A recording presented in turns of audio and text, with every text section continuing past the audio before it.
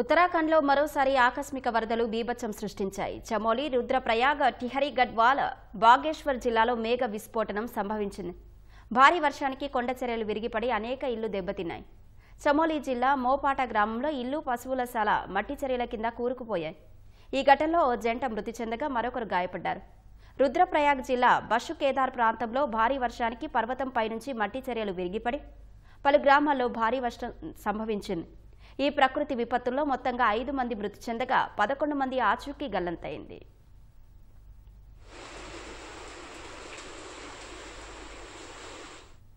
ఉత్తరాఖండ్లో ఇటీవల వరుసగా మేఘ విస్ఫోటనాలు సంభవిస్తున్నాయి. ఇటీవలే 2 సార్లు మేఘ విస్ఫోటనాలు సంభవించి భారీ నష్టాన్ని మిగిల్చాయి.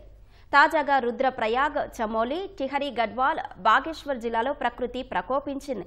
ఫలితంగా కొండచర్యలు విరిగిపడి పలుచోట్ల ఇళ్లు దెబ్బతిన్నాయి. అందులో పదుల సంఖ్యలో ప్రజలు శిథిలాల కింద చిక్కుకున్నారని అధికారులు తెలిపారు. రుద్రప్రయాగ్లోని హనుమాన్ ఆలయం పూర్తిగా వరద నీటిలో మునిగిపోయింది. కేదార్నాథ్ లోయలోని లారా గ్రామాన్ని పట్టణంతో కలిపే వంతెన కొట్టుకుపోగా ఆ గ్రామానికి రాకపోకలు నిలిచిపోయాయి. టిహరీ గఢ్వాల్ జిల్లా బుద్ధ కేదార్ ప్రాంతంలో పశువుల శాలలు, ఆలయాలు శిథిలాల కింద కూరుకుపోయాయి.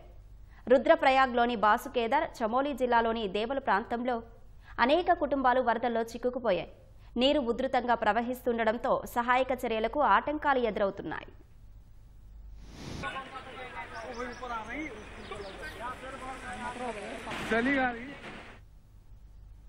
మేఘ విస్ఫోటనం కారణంగా రుద్రప్రయాగులో అలకనంద, మందాకిని నదులు ప్రమాదకర స్థాయిని దాటి ప్రవహిస్తున్నాయి.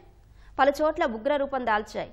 బాల్గంగా, ధర్మగంగా, బిలన్ గానా నదుల్లో ప్రవాహం క్రమంగా పెరుగుతోంది. నదీ పరివాహకాల్లో నివసిస్తున్న వారు సురక్షిత ప్రాంతాలకు తరలి వెళ్లాలని పోలీసులు హెచ్చరికలు జారీ చేశారు. పలుచోట్ల బంగాళాదుంప పంటలు నీట మునిగాయి. అలకనంద ఉగ్రరూపం దాల్చడంతో బద్రీనాథ్ జాతీయ రహదారిపై భారీగా నీరు చేరింది. ఫలితంగా రాకపోకలను నిలిపివేశారు. వర్షాల కారణంగా కొండచర్యలు విరిగిపడి ఉత్తరాఖండ్లో 180కి పైగా రోడ్లు మూసుకుపోయాయి.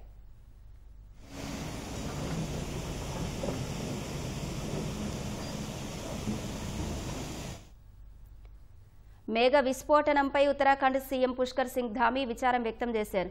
శిథిలాలో చిక్కుకున్న వారు క్షేమంగా బయటపడాలని ఆకాంక్షించారు. విపత్తు నిర్వహణపై తన కార్యాలయంలో సమీక్ష నిర్వహించిన ఆయన వరద ప్రభావిత ప్రాంతాల్లో సహాయక చర్యలను వేగవంతం చేయాలని అధికారులను ఆదేశించారు. వరదల్లో చిక్కుకున్న వారికి నీరు, ఆహారం అందించాలని నిర్దేశించారు.